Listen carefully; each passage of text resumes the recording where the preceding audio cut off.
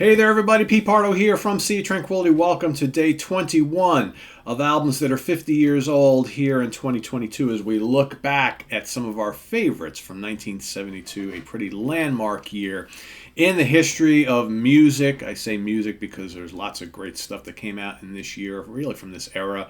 Rock and roll, progressive rock, jazz and jazz fusion, pop, power, proto metal, all sorts of hard rock, all sorts of stuff.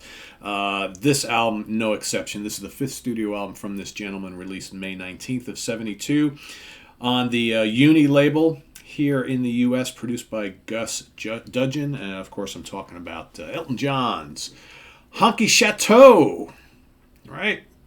His first of what would be 7 consecutive number one selling or charting albums, I should say, here in the U.S.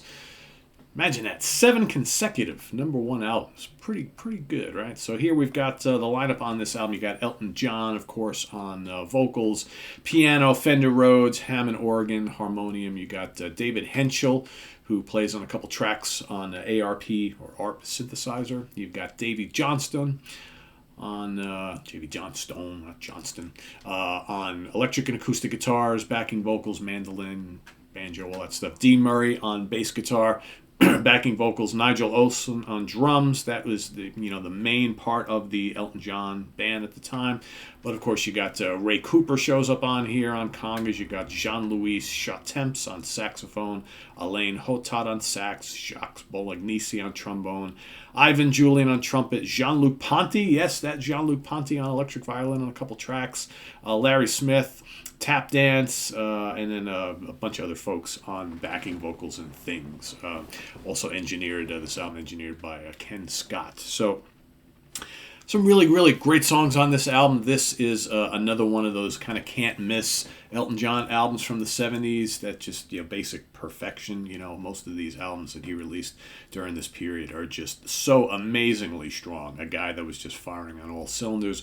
Of course, it kicks off with the big hit single, kind of the namesake for the album, Honky Cat, right? Honky Cat from the Honky Chateau. Honky Cat is just great. Lots of groove in that song. It's just a really good pop rock song. Amazing stuff. Then you got the enchanting mellow.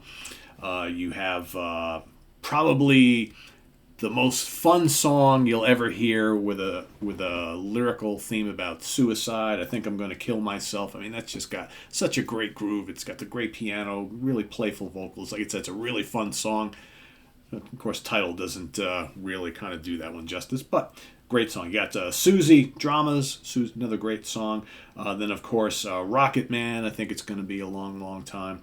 Rocket Man, absolute classic, another huge hit from this album. Then you got Salvation and Slave, both really nice, great kind of ballady tracks with Elton's wonderful guitars. Bernie Taupin's great lyrical imagery throughout all this stuff. They were just such a great songwriting team.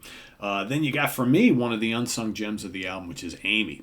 Amy's really good. Nice arrangement on that. Again, you got some cool biting guitars and the wonderful piano from Elton John. And it's really good, just kind of up-tempo, one of the more, rockin' songs on the album, but it really works. And then you got the absolutely enchanting Mona Lisa and Mad Hatters. What a chorus on that, right? Just such a great song. So many of these Elton John classics from this time period just make you melt. You listen to them and you're like, oh my God, this is just absolute songwriting genius. And just such memorable melodies.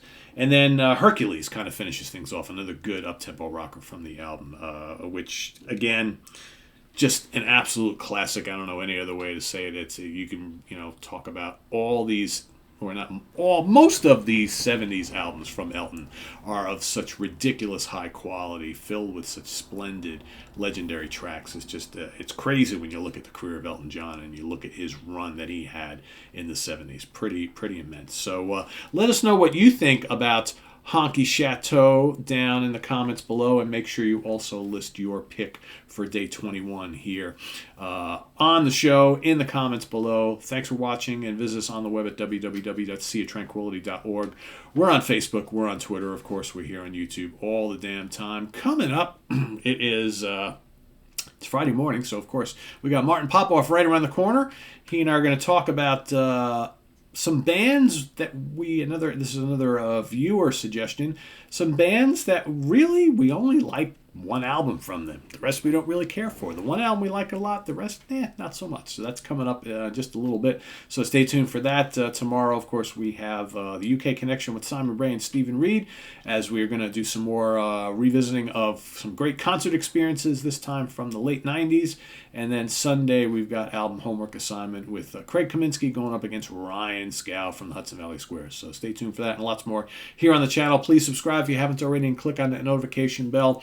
We have a link to our Ko-Fi page below, as well as the link to our merch page, where we do have a few new Sea of Tranquility designs.